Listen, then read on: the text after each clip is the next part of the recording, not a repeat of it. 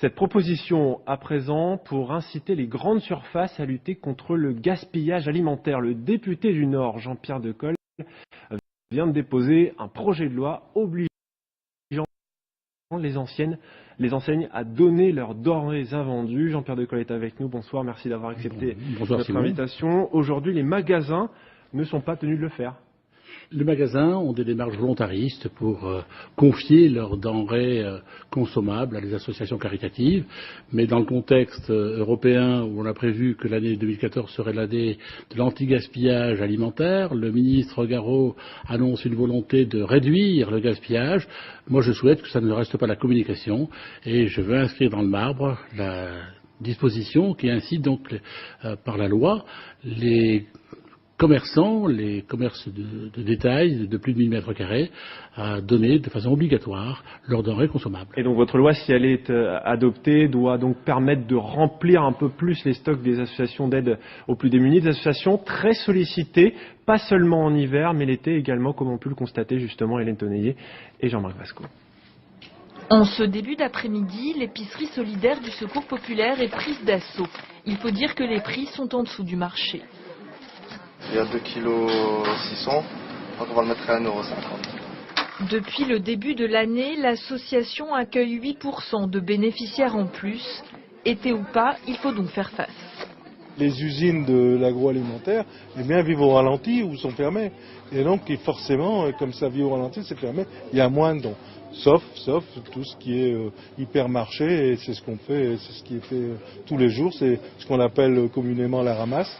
À la Croix-Rouge de Lille aussi, les étagères sont clairsemées. Vous voyez que c'est plein de vide en raison du manque d'approvisionnement que l'on a, sachant qu'on devrait avoir 450 parts qui nous sont servies. Malheureusement, la banque alimentaire ne peut faire que ce qu'elle peut. Tout ce qui n'a pas pu être récupéré est donc acheté. Il s'agit surtout de produits frais et pour le directeur, le projet de loi qui prévoit d'obliger les grandes surfaces à donner ne changerait pas cela. Si elle me donne des invendus, des fins de série qui, par exemple, sont à péremption dans un mois ou deux, je suis preneur. Si elle me donne des produits qui sont à péremption dans 48 heures, je ne suis pas preneur.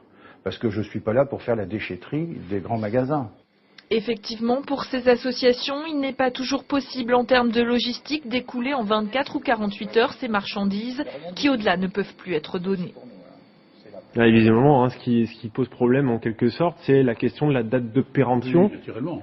Et il faut avoir beaucoup de respect pour la personne qui en bénéficiera, mais je crois que les dispositifs peuvent être respectés en matière de respect, de contrôle sanitaire de ces denrées. C'est-à-dire comment on fait alors concrètement ? Il faut être très réactif et prévoir donc des conventions avec les grands magasins pour que ça soit très bien organisé et que ça puisse être dispatché rapidement. Ce que disent également les associations, c'est que les grandes surfaces donnent déjà beaucoup grâce notamment à la défiscalisation. C'est une mesure qui les incite à le faire déjà.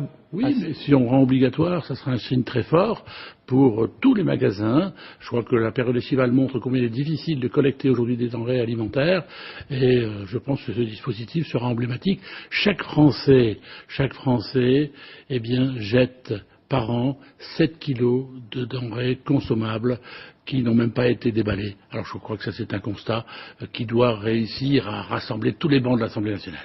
Il y a une éducation aussi à faire aussi des Français quelque part ? Il y a probablement des actions à poursuivre avec l'éducation alimentaire et ça peut faire partie de propositions que j'envisage dans les prochains mois. Merci beaucoup Jean-Pierre Decool d'avoir répondu à nos questions au sujet de votre projet de loi justement pour inciter les grandes surfaces à donner leurs denrées invendues. La santé à présent.